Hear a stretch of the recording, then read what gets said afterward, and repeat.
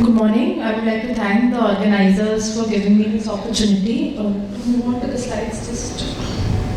So I think the previous speakers have made it very easy for me. I mean, the indications and the patient selection for radiation has all been covered. And when do we come in? Because when radiation not to give or give with regards to neoadjuvant setting.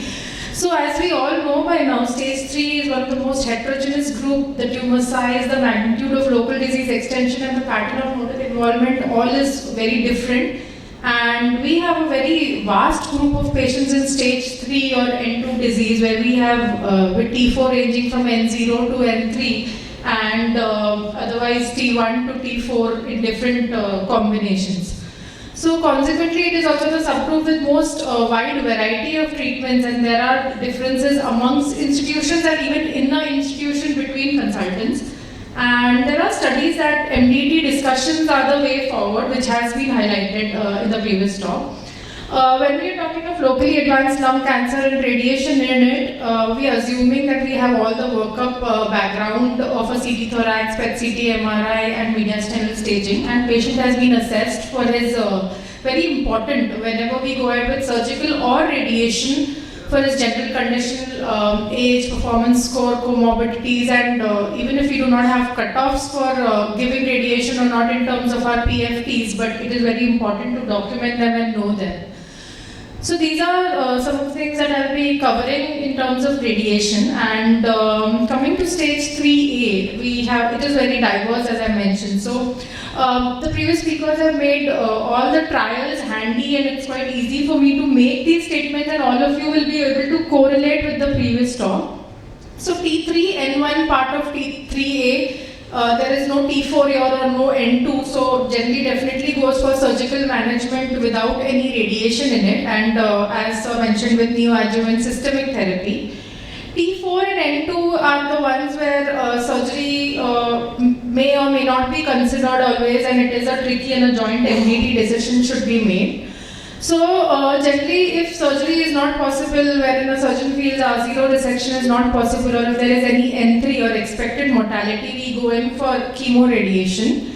And other factors that point towards chemoradiation in stage 3 NSCLC is even in N2 where we do operate a high nodal burden or a multi-station N2 are also relative factors against choosing surgical management.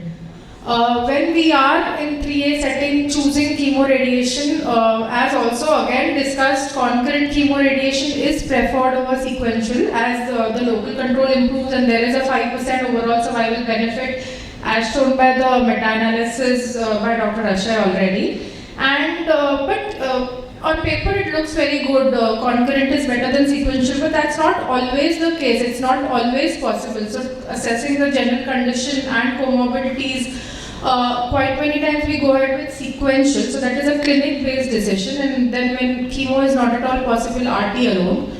Again, reiterated multiple times in the previous two talks, no preoperative CT-RT in clinical practice, although there are trials for it also, except maybe superior sulcus tumors where it has shown a local control benefit along with overall survival benefit in the intergroup study. Coming to 3B and 3C, it is more straightforward in those cases. 3C definitely no surgery, so CT-RT or sequential CT-RT or RT alone. And in terms of 3B again, MDT decision is the one, but most often it goes for concurrent chemoradiation or the radiation path. And as we all know by now, after CT-RT, maintenance durvalumab is recommended in unresectable stage 3 NSCLC with who have not progressed or at least a stable disease. Just a short on post-operative radiation therapy. I think this was not covered so far. So there was a meta-analysis in the late 90s, the Port meta-analysis, which showed that there was actually a detriment with post-operative RT. But then they did show in their subgroup analysis that maybe in N2 it is indicated.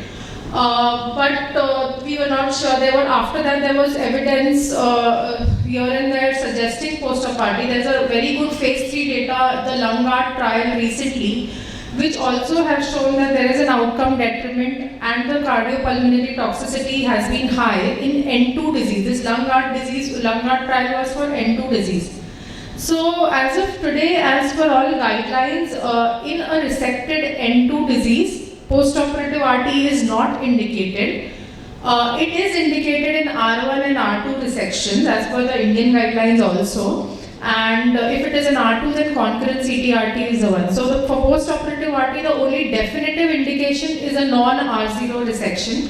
However, there have been caveats of the lung heart trial wherein 85% were treated with only 3D CRT, and now we have moved on everywhere to more conformal techniques and lesser doses to our organs at risk, that's the lung and heart. So maybe there will be some role in high lymph node percentage or multi-station N2, that's still to be seen, and there's no obvious role as of today. So coming to technique of radiation, the first part is immobilization. So we generally immobilize the patient supine with hands above their head. We may use our base plate or a backlog cushion, and this is how it is done. Then when we do a CT scan, we do always a CT based simulation, and with intravenous contrast, we do it 2 to 3 mm slices. Generally, we get the entire thoracic coverage, so from the cricoid cartilage to mid-abdomen. And sometimes for planning or for treatment, we also use other modalities like a PET scan. That is actually very important in cases where there is associated atelectasis. So when there is atelectasis, as you can see in the image, if you would have contoured just on the CT, the volume would have been much bigger as compared to if we have contouring on the PET. So that is recommended. In advanced lung cancer, 4D motion management can be done, but when we are talking of very big tumors which are T4 attached to so many structures, it doesn't move so much. Yet, if it is a centrally placed tumor which is surrounded by lung parenchyma, we do make the patient subject to 4D based treatment wherein we are accounting for the respiratory motion, but it is not maybe as important as we would do for our early lungs if we are treating with SBRT. So coming to the radiation volumes, our gross tumor volumes that we do on the CT or the PET, they are contoured separately using for the lung primary, the lung window and the mediastinum window for the nodes. And one thing to remember is for our primary tumor delineation, we generally use the post-chemo if the patient has received chemo. The post-chemo volume, because the tumor has now shrunk and there's lung in that area. In the mediastinal edge, we may extend to the pre-chemo area. And the GTV node, the nodal areas, we always take the pre-chemo nodal volume in terms of the node that has even turned negative after the chemo.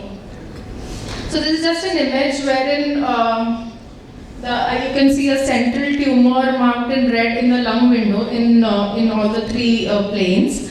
And if it's visible, the node, the pre-tracheal node there is marked in yellow. So that is the GTV primary and the GTV node in lung and mediastinal windows respectively.